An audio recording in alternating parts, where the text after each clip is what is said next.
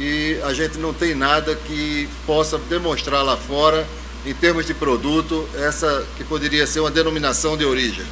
E a partir daí, poderíamos ajudar essas empresas que quisessem, como ajudamos as startups a abrir um novo negócio, a achar o seu caminho para a exportação. Esse sim seria o grande desafio para a gente. As nossas empresas grandes, elas são mais fáceis de fazer isso, mas da mesma maneira como são fáceis de começar a exportar, se mudam um pouco os ventos, também pode deixar de exportar, e nós já vimos isso aqui, mais de uma vez. Então fica aqui o desafio, com a certeza de que aqui se faz muito, se faz bem, e que da minha parte não haveria outro lugar que eu gostaria de morar nesse país tão bonito que é o Brasil. Boa noite a todos e muito obrigado.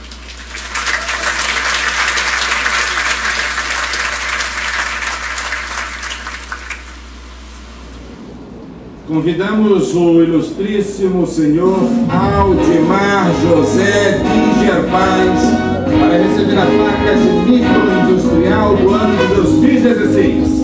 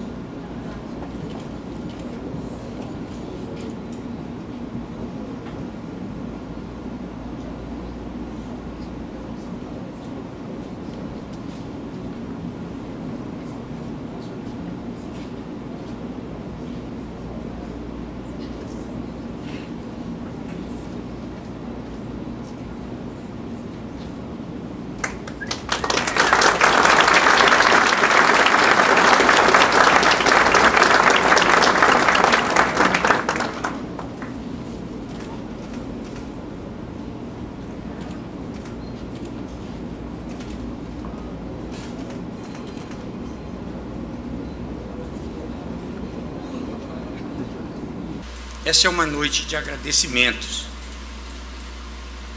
Primeiramente, agradecer a Deus por estarmos aqui presentes.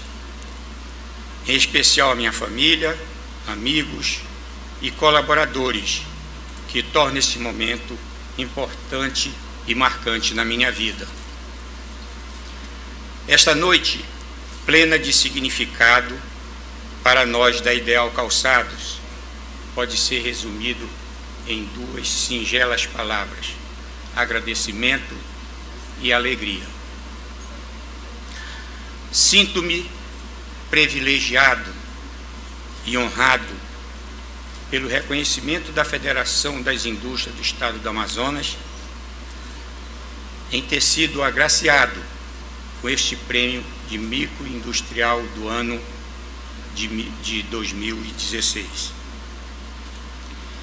Na oportunidade, como já falou o nosso presidente Antônio Silva, gostaria de homenagear meu pai, Alcide Ramos Paz, que foi o fundador da indústria de calçados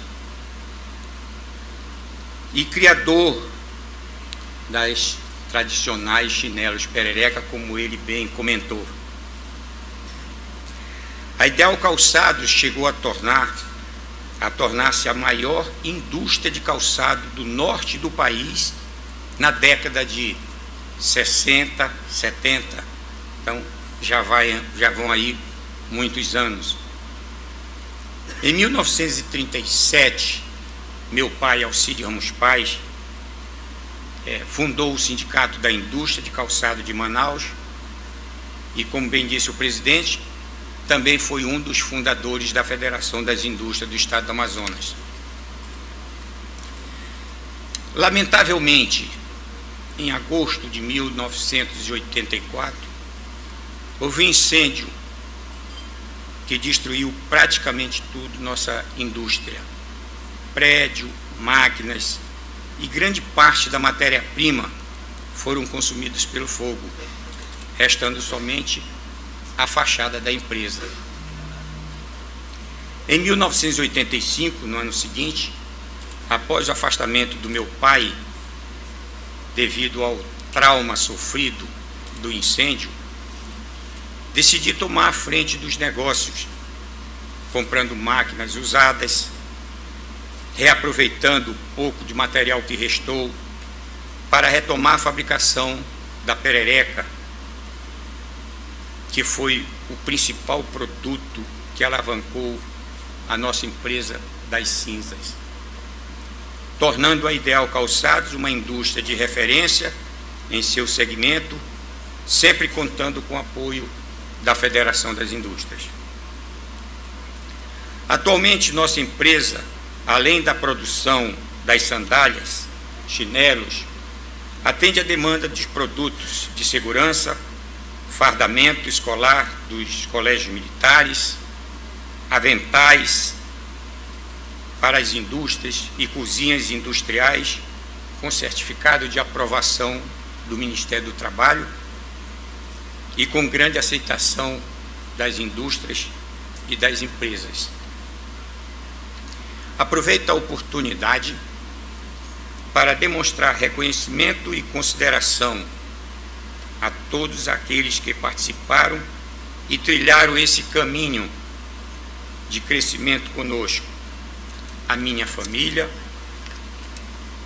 pelos sacrifícios diários, me dando força e coragem para continuar na luta, a minha equipe de trabalho, pela dedicação e esforço, a FIEAM, o SENAI, o SESI, o IEL, meus fornecedores, parceiros e clientes. A solenidade de hoje tem para nós um caráter que vai muito além da atividade industrial produtiva. Significa a celebração de um êxito, de um compromisso, da missão e dos valores que dão sentido à nossa existência enquanto empresa. É essa filosofia e esse espírito que tem feito a Ideal Calçados o que ela é hoje. Uma empresa voltada para a construção de relações maduras e duradouras com seus clientes e parceiros.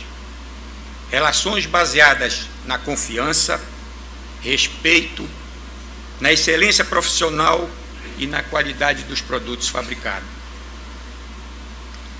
Venho aqui agradecer a alguns clientes e parceiros como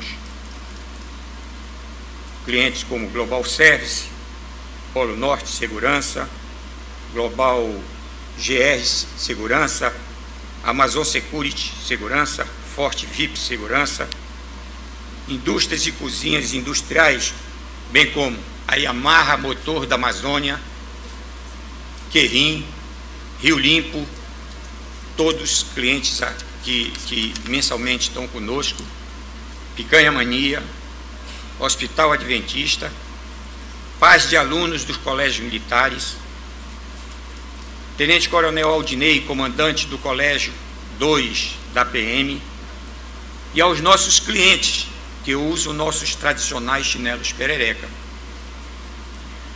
Por fim, somos gratos, acima de tudo, a Deus, que nos concedeu força, serenidade e perseverança para superar todas as dificuldades e continuar crescendo. Muito obrigado ao presidente da Federação das Indústrias, na pessoa do Antônio Silva, e ao CIEAM, na pessoa do senhor Wilson Périco, pela homenagem. Obrigado, um cordial abraço a todos. Muito obrigado.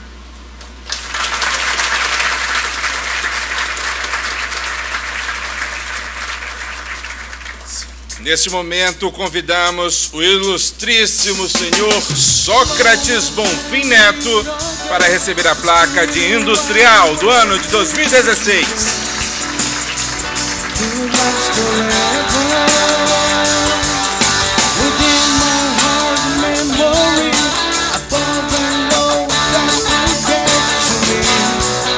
Para entregar o prêmio prêmio ao industrial do ano de 2016, convidamos o excelentíssimo senhor Arthur Virgílio Neto, prefeito municipal de Manaus, acompanhado do presidente da FIEAM, Antônio Silva, e excelentíssimo senhor Afonso Lobo, secretário de Estado de Fazenda.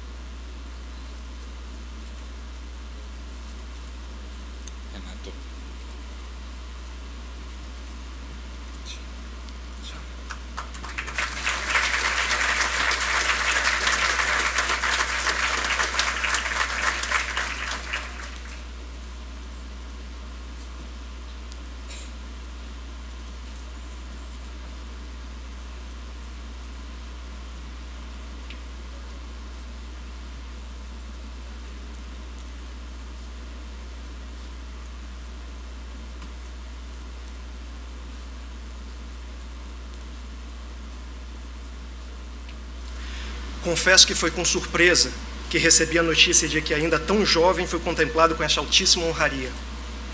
Para mim e para minha família, é uma satisfação enorme ver se repetir um fato, já que meu avô, como foi dito já pelo presidente Antônio Silva, foi o quarto industrial dessa terra a receber este mesmo título em 1968, quando comandava o projeto siderúrgico da extinta e saudosa Companhia Siderúrgica da Amazônia, a Siderama. Sou homenageado em um momento especialmente difícil para a nossa economia, o que me cumula de responsabilidade. Sim, senhores, não há como deixar de falar sobre o que vivemos hoje, mercê de políticas equivocadas e da absoluta falta de compromisso com o bem público. Nossas indústrias são solapadas pela mesma grave crise que esse país já experimentou, pela mais grave crise que esse país já experimentou. A irresponsabilidade política afeta diretamente nossos meios de produção, desestabiliza a nossa moeda e obriga as empresas a afastar colaboradores.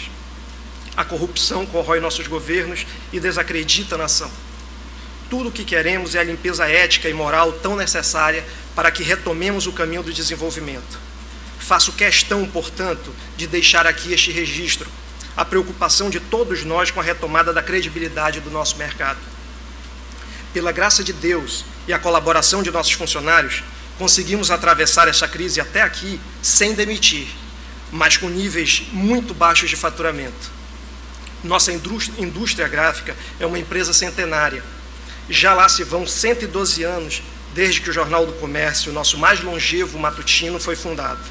Foi na década de 80, 1984, século passado, que minha família assumiu o negócio.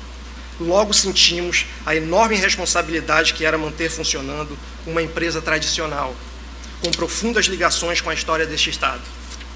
Lembro aqui que outros títulos tão tradicionais quanto o nosso hoje já não existem mais.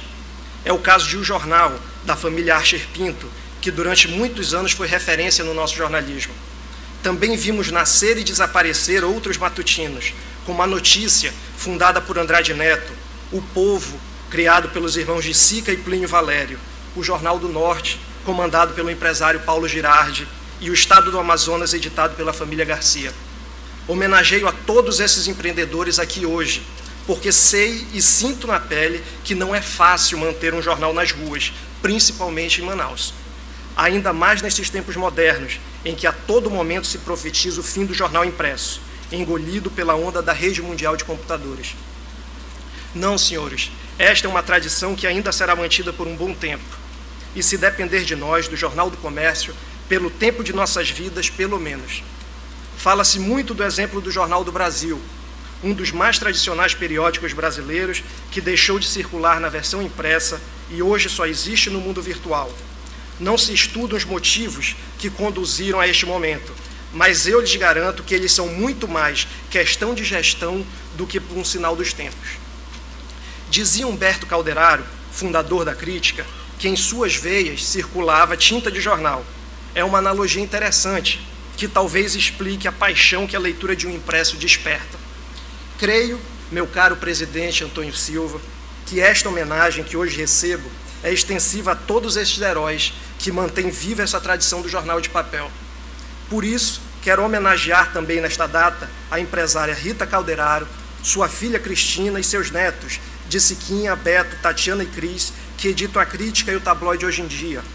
Lembro também do empresário Cassiano Cirilo Anunciação e seus filhos Cirilo e Ciro, que comandam o Diário do Amazonas e o Tabloide 10 Minutos.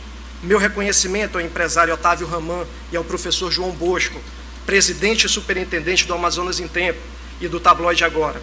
E meu abraço ao companheiro Miguel Mourão, do Combativo Mascate.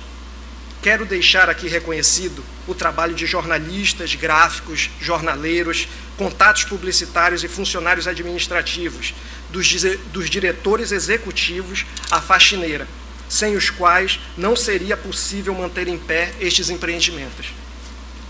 E no que diz respeito ao meu amado Jornal do Comércio, minha palavra da mais profunda gratidão vai para meu pai, jornalista Guilherme Aloysio de Oliveira Silva, minha mãe, empresária Selma Bonfim Silva, que me ensinaram a caminhar a estrada da vida e me fizeram o homem que sou hoje. A minha querida esposa, Adriana Paula, e minhas amadas filhas, Catarina e Guilhermina, meu amor e minha gratidão. À Federação das Indústrias e ao Centro das Indústrias, mais do que a gratidão, minhas parabenizações por escolher um setor tão emblemático para homenagear neste dia. A Deus, enfim, o reconhecimento de que nada disso poderia existir se não fosse por sua intercessão. Nós produzimos notícia, um insumo que interfere diretamente em todos os aspectos da nossa vida. E fazemos isso com muito orgulho, responsabilidade e dedicação. Esperamos que as notícias de um futuro próximo sejam a recuperação da nossa economia, a redenção da política brasileira e o anúncio de dias melhores para a nossa gente. Muito obrigado.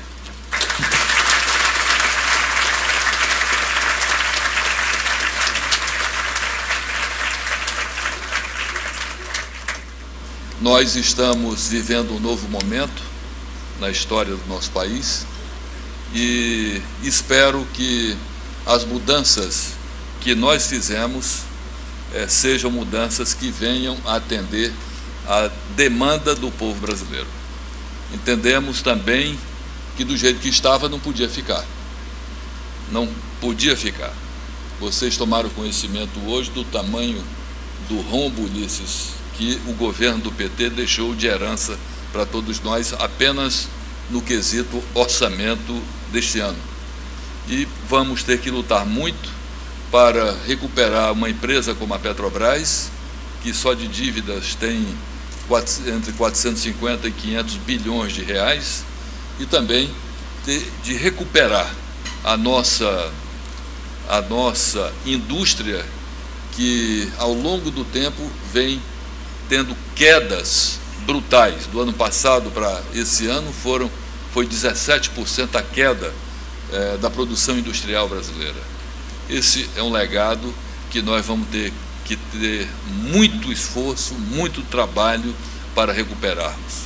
Uma década praticamente, ou mais de uma década, que nós perdemos com o governo, que fez com que nós estejamos já há 3 anos com um crescimento negativo, andando para trás. E nós aqui do Amazonas sofremos dobrado, porque a nossa produção do polo industrial de Manaus, quase ela toda, ela é de bens duráveis e bens supérfluos, ou seja, as pessoas podem passar sem ela. Quanto que o Brasil não se recuperar, nós vamos ter dificuldades aqui na produção do nosso estado. Portanto, vamos à luta, precisamos vencer esse momento, fizemos o que precisava ser feito, fizemos o que tinha que ser feito, e o povo brasileiro, o povo do Amazonas, vai contar conosco, vai contar com a nossa coragem para podermos restabelecer a normalidade política, a normalidade econômica no nosso país. Que Deus nos ajude e que possamos retomar esse momento de crescimento que tanto nós aguardamos. Muito obrigado, boa noite, boa sorte a todos.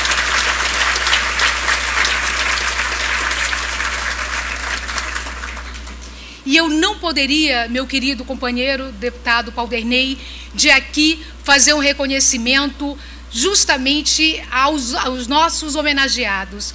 É no momento de crise que nós podemos certamente reencontrar caminhos.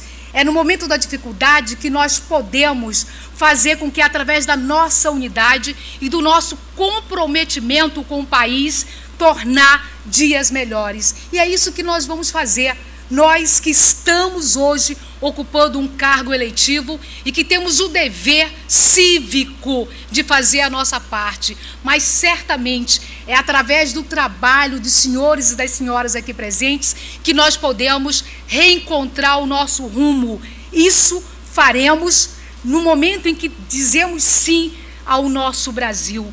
E eu fiquei muito feliz, doutor Antônio Silva, Vossa Senhoria, que me conhece há tantos anos, não só pela deferência que fez ao nosso trabalho, mas porque estar na política, no cenário tão difícil, é preciso não só ter discurso, é preciso associar discurso com as nossas ações. Então, o meu voto nesse processo do juízo de admissibilidade, que foi a única coisa que coube à Câmara dos Deputados, dentro de um rito estabelecido pelo Supremo Federal, o que nós fizemos é cortar na carne para dizer sim ao povo brasileiro que nós servimos. Então, é essa nova realidade que nós queremos viver.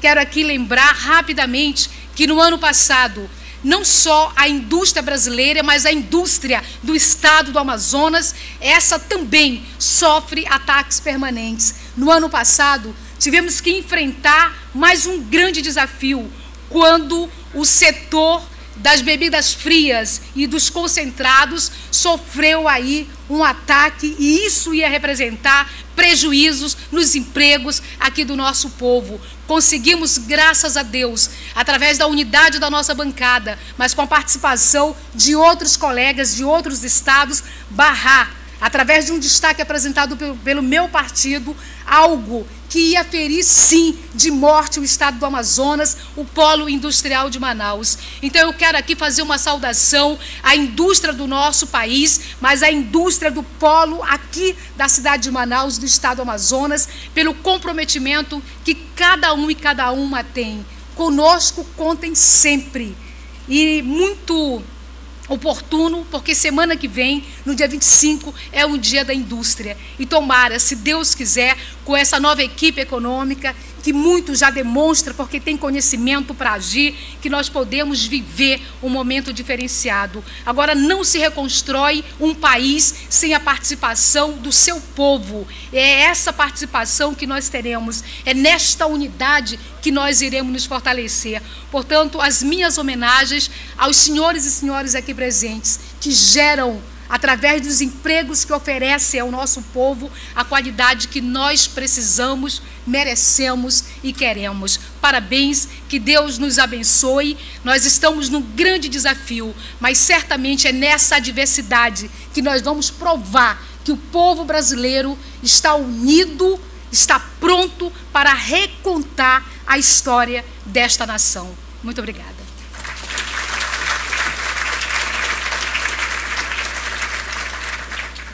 Não tem como se participar de um ato desse sem se reconhecer o peso simbólico, o peso forte de uma reunião desse porte.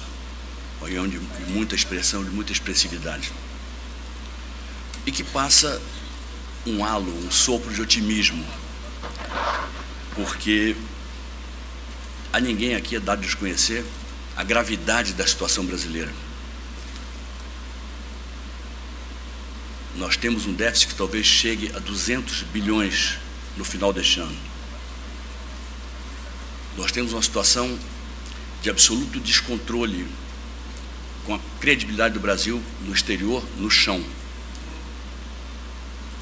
Com a diplomacia brasileira arruinada, com a indústria exposta a todos os perigos da própria desindustrialização da nação brasileira. Vivemos um momento turbulento, momento em que a crise econômica, sim, de raízes econômicas, erros que tive a honra de denunciá-los e o dissabor de denunciá-los a partir de 2007, quando ainda ocupava uma cadeira de senador da República representando este Estado. 2007, eu já sabia, já percebia que haveria uma crise que mais hora menos hora eclodiria. Eu não sabia dizer a extensão dela, não sabia dizer a intensidade dela, e hoje nós vemos que é a mais grave crise econômica de toda a história republicana brasileira, sem dúvida alguma, e incomparavelmente a mais grave de todas. Há quem queira, por mero jogo estatístico, compará-la com 1901, e não é verdadeira, não é correta essa comparação, porque o Brasil de 1901 era um país agrário, um país que tinha muito pouca opinião pública, um país onde a repercussão das coisas era mínima, onde no campo as pessoas viviam de alguma maneira.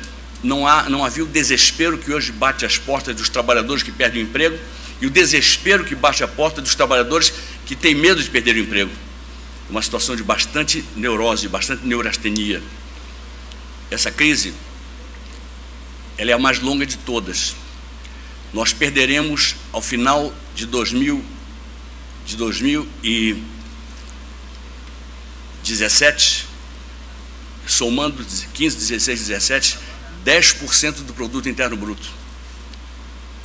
Tivemos a estagnação em 2014 e a eleição foi disputada já num clima de recessão, e os 2 últimos trimestres foram de crescimento negativo, e o resultado final da economia foi de apenas 0,1%, meu prezado Ulisses, apenas 0,1%. Nós vamos retornar, se tudo der certo, e tem que dar certo, é uma oportunidade que o Brasil está se dando, a tentativa em torno do presidente Michel Temer. Nós vamos voltar, vamos atingir, melhor dizendo, estamos embaixo deles, vamos atingir os patamares econômicos de 2014, mais ou menos em 2028, se tudo der certo. Esse é o tamanho do mal que essa gente fez a esse país. Este é o tamanho do equívoco que se praticou. E, por outro lado, não dá para se ser só pessimista. Dá para se dizer com muita clareza qual é a realidade e qual é o caminho para se superar essa realidade monstruosa. É a luta, é a perseverança e a certeza de que tudo aquilo que não mata fortalece. O povo vai sair muito mais forte, a sociedade vai sair muito mais unida, vai sair muito mais compacta, muito mais politizada no bom sentido de tudo que acontece, depois de tudo que está acontecendo nesse país. Eu vejo que há muito o que se lutar. Temos uma equipe econômica de credibilidade. Nós temos o ministro do Exterior, que trabalha